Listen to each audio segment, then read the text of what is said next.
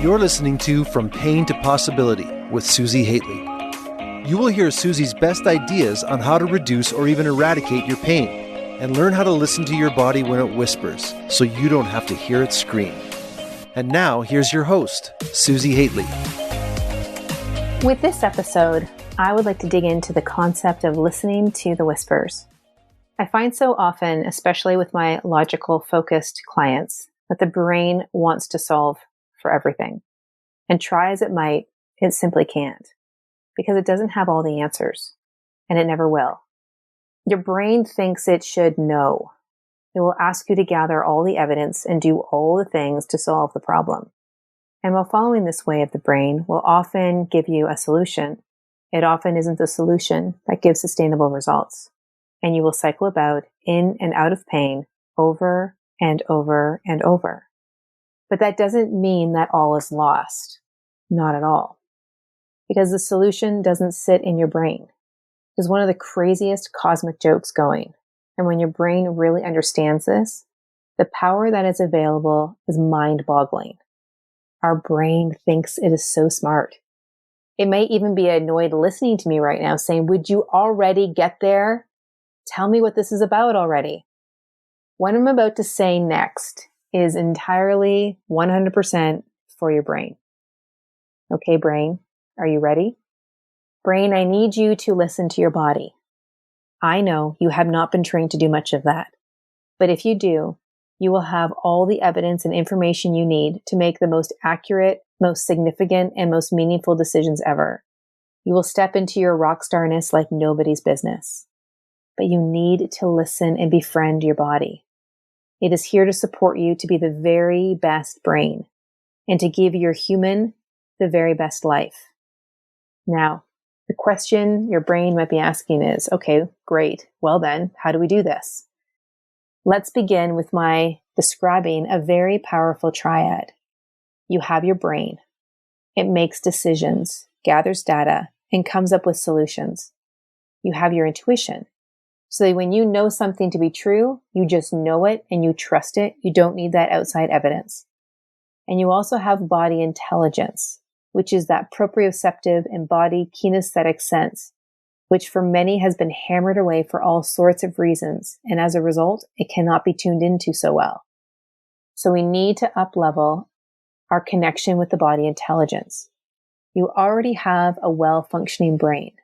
You already have an intuitive sense. So it really is about the body. And at the core of that, it's about listening to the whispers. The whispers are your body sensations. Now, I realize that we in a culture like ours don't give a whole lot of credence to sensations. So often we hear mind over matter. This cold won't stop me. Just keep pushing. What I'm suggesting, though, is that the matter actually matters. And in the matter are the sensations telling us in part where we are at with our bandwidth. Think of a child and when they are tired. Think of yourself when you are tired. And compare that to when you are not. What is your behavior like? The quality of your decisions? You see where I'm going here? When you are able to tune into your specific bandwidth, when you understand your body as a battery, as a fuel source, and you are better able to monitor it, you are more able to tune into when you can push and when you need to rest and when you need to fill in the blank.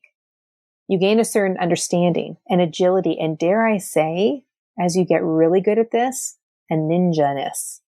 You can make faster shifts and turns. You can respond more easily to the unpredictable. And of course, there will be those some days for any number of reasons where your bandwidth is just lower. And when you know that and be okay with it, then you can know how to work within that. I realize that statement I just said, that might be weird to hear.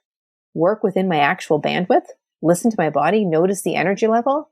Wait, do you mean I don't have to muster up the energy to overpower my body when I'm not feeling so well? Well, you could, but you'll likely do better quality work and have better quality relationship with your body if you actually listen, which means you're going to have a better quality everything in your life. Remember what I said at the beginning? Your brain wants to know and solve for everything. It can't. It needs your intuition and it needs your body intelligence. that is when you will get the most impact. It's the difference between working in real energy versus fake energy or adrenalized energy. And it's so much more sustainable. Think of it like your bank account and how it's sustainable when you actually have money in the account versus working in overdraft. That's akin to the real energy and fake energy analogy. You will create such better and more meaningful and significant results. This is why feeling your own body and growing that agency for yourself is so incredibly vital. By combining that feeling knowledge that is somatic and embodied, and combining it with your mental state, with your intuitive state, you have a powerful triad of agency and of advocacy and of really your own inner authority. And there's more. As you gain the skill of listening, you will hear more than you ever could have thought.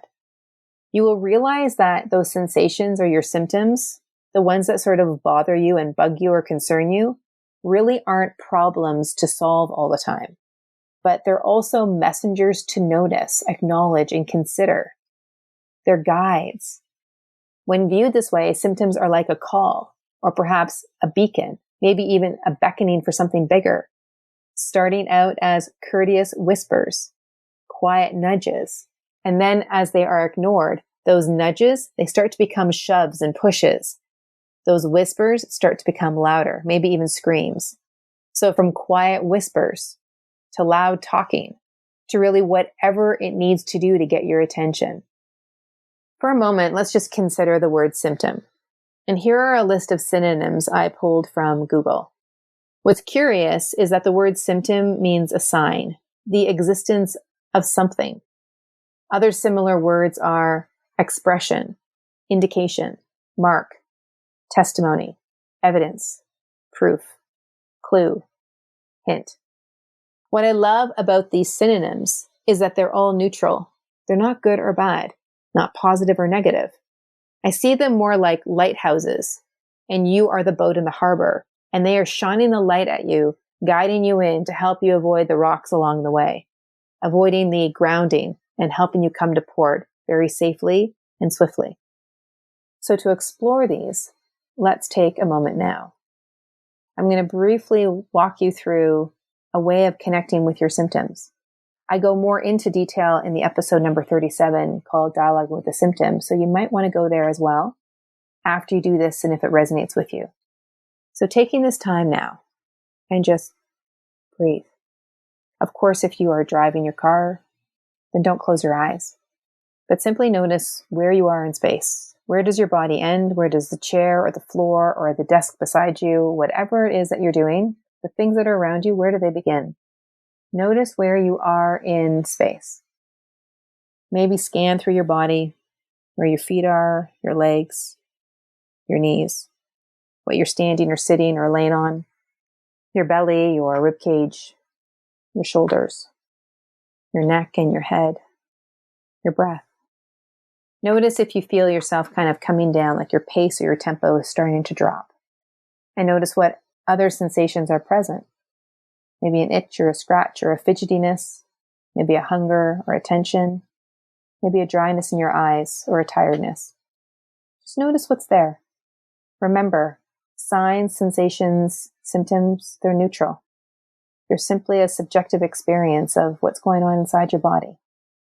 And now, whatever it is that you feel, allow your attention to move over to one of them and simply ask, what is it that you need? Now, we're not screaming at the sensation. We're not haranguing the sensation. We're simply paying attention and acknowledging what it has to indicate to us. Now, an answer might not come up right away, and that's okay. The key is that the seed has been planted, and your job is to notice.